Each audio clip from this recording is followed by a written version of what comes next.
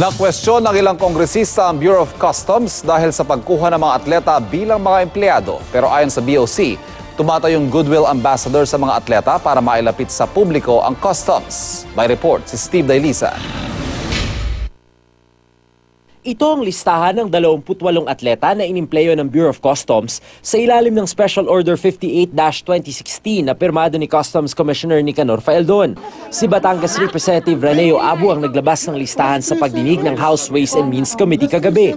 Kung ipinupunturo kasi ni Faeldon na panay-rekomenda mga kongresista ng mga tauhan sa mga ahensya ng gobyerno, bakit may mga pinasweldo ang BOC para maglaro sa liga ng basketball at volleyball?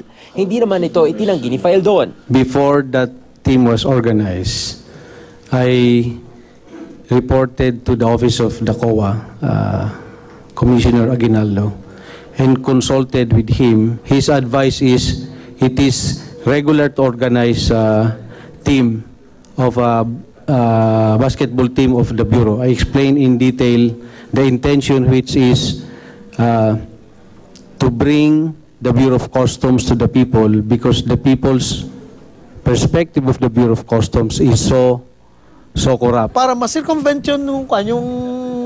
yung regulasyon, kukuha siya ng mga magagaling na players o mga dating professional players, kukunin mong empleyado, bibigyan mo ng sweldo, nasa plantilla mo, para ngayon naglaro, pwedeng lahat ng PBA players ang kalaro mo doon.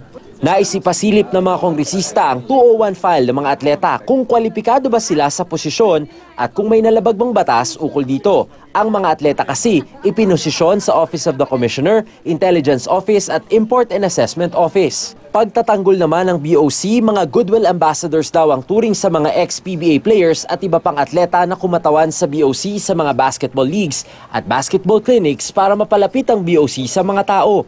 Kagaya na lang ng kontratang ito ng dating basketballistang si Kenneth Duremdes mula August 1, 2016 hanggang December 31, 2016 na eksklusibong nakuha ng GMA News. Some of them, halimbawa may mga gawain sa isang puerto, maghatid ng papel doon, tapos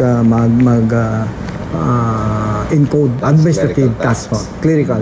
Pero naniniwala mga kongresista, hindi dapat malihis sa totoong issue ang BOC. Kailangan daw matunton at mapanagot ang nagkulang nang lumusot ang 18 crates na posibleng naglalaman ng may 22 billion pesos worth ng shabu. Bukod pa raw ito sa 6 billion pesos na shabu na lumusot sa express lane ng Customs na narecover sa kinwestyong raid ng BOC. According to the E2M document, there were supposed to be 23 packages of mold. 5 lang ang nahuli nila. Nasaan yung 18? That can potentially tantamount to more than 2 tons of shabu that may be in the market. Steve Dailisan, GMA News.